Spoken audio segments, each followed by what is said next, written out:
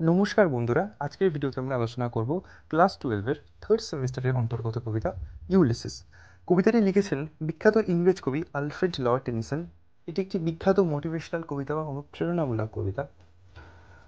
কবিতাটি আলোচনার পূর্বে দু একটি বিষয় আমরা সংক্ষেপে একটু শুনে নেব। দেখো, আমরা ছোটবেলায় কম বেশি প্রত্যেকেই রামায়ণ মহাভারত দেখে এসেছি, পড়ে এসেছি বিভিন্ন কার্টুনে, সিনেমাতে। রামায়ণে আমরা রামকে দেখেছি নায়ক বা হিরোইক প্রোটাগনিস্ট রূপে, কিংবা আমরা মহাভারতে দেখে এসেছি কৃষ্ণকে, অর্জুনকে। তেমনই পৃথিবীতে আরও দুইটি উল্লেখযোগ্য মহাকাব্য বা এপিক রয়েছে, ইলিয়াড এবং ওডিসি। এই দুটি মহাকাব্যকে লিখেছেন প্রাচীন গ্রিক অন্ধকবি হোমার। এই ওডিসি মহাকাব্যের যে হিরো বা প্রধান কেন্দ্রীয় চরিত্র, তিনি হলেন অডিসাস। এই কবিতাটি লেখা হচ্ছে যে ইউলিসিসকে নিয়ে। সেই ইউলিসিস বা অডিসাস দুজন কিন্তু একই ব্যক্তিত্ব, শুধুমাত্র গ্রিসের মানুষরা বলছেন অডিসাস এবং রোমানরা বলছেন ইউলিসিস। তো এই কবিতাটির যে মূল কেন্দ্রীয় চরিত্র, তিনি হলেন ইউলিসিস। যেখানে আমরা দেখব প্রাচীন গ্রিক বীর ইউলিসিস তার জীবন সম্পর্কে যে ধারণা, চিন্তা ভাবনা, সে সমস্ত কিছু ব্যক্ত করেছেন। এটি একটি ড্রামাটিক মনোলগ অবশ্যই। কেন আমরা তা একটু ব্যক্ত করি। দেখো, ড্রামাটিক মনোলগ এমন একটি কবিতা যেখানে মূলত একজন স্পিকার থাকবে বা বক্তা থাকবে, এবং অপরদিকে থাকবেন একজন সাইলেন্ট লিসনার বা নীরব শ্রোতা। যে স্পিকার থাকবে সে তার নিজের যা কিছু কথাবার্তা রয়েছে, চিন্তা ভাবনা, তার অভিজ্ঞতা অনুভূতি, সে সমস্ত কিছু প্রকাশ করে যাবেন। অপরদিকে যে সাইলেন্ট লিসনার থাকবে সে নীরব শ্রোতা, অর্থাৎ চুপ করে সমস্ত কিছু শুনে যাবে, কোনো রকমের কমেন্ট বা কোনো কিছু বলবে না।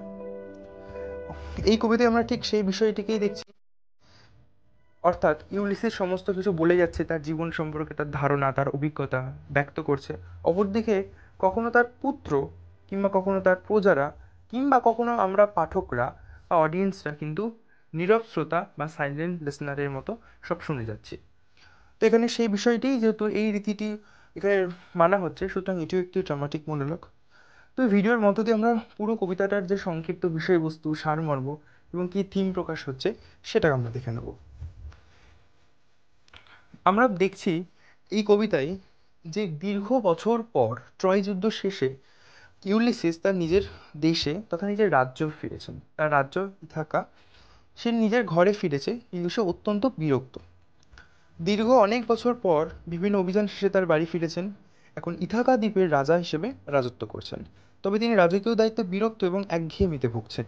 তার মনে হয় এই স্থির জীবন তার জন্য উপযুক্ত নয়। তিনি অনুভব করেন একজন সত্যিকারের অভিযাত্রীর কাজ শুধুমাত্র ঘরে বসে রাজ্য শাসন করা নয়, বরং সারা জীবন ধরে জ্ঞান, অভিজ্ঞতা ও নতুন কিছু খুঁজে চলা।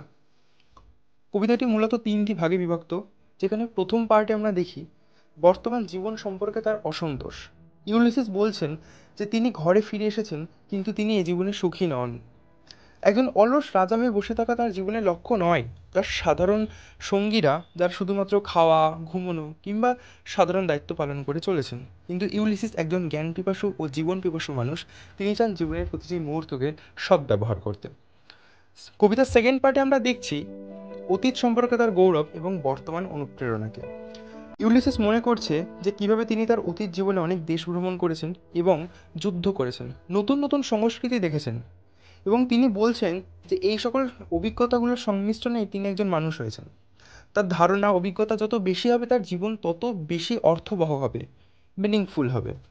এই অভিজ্ঞতা ভিত্তিক জীবনের যে চাহিদা, তার জন্য সে আবারও অজানা অচেনা দুনিয়াকে দেখার জন্য বেরিয়ে পড়ে। কবিতার সেকেন্ড, এরপর থার্ড পার্টে আমরা দেখছি ভবিষ্যতের পরিকল্পনা এবং তার দর্শন। ইউলিসিস তার পুত্র টেলিমাকাসের প্রশংসা করছেন এবং ধীরে ধীরে সে যে রাজকার্য সামলানোর উপযুক্ত হয়েছে তা ব্যক্ত করেছেন। তবে তিনি বুঝতে পারছেন যে তার পুত্র রাজ্য শাসন করার উপযুক্ত হলেও তার নিজের প্রকৃতি রাজ্য শাসন করার উপযুক্ত এখন আর নয়। তিনি তার পুরনো সঙ্গীদের আহ্বান করেন আবার একসঙ্গে সমুদ্র যাত্রা করতে, অভিযানে বেরিয়ে পড়তে। তার বিখ্যাত উক্তি, সংগ্রাম করতে হবে, খুঁজতে হবে, পেতে হবে, কিন্তু কখনো হার মানা যাবে না। এই কবিতাটি আমাদের শেখায় যে জীবন একটাই, কিন্তু তা অসীম অভিজ্ঞতার সম্ভার হতে পারে যদি আমরা চেষ্টা করি। ইউলিসিসের কণ্ঠে একজন অদম্য সাহসী মানুষের ডাক শোনা যায়, যে শেষ দিন পর্যন্ত হাল ছাড়ে না।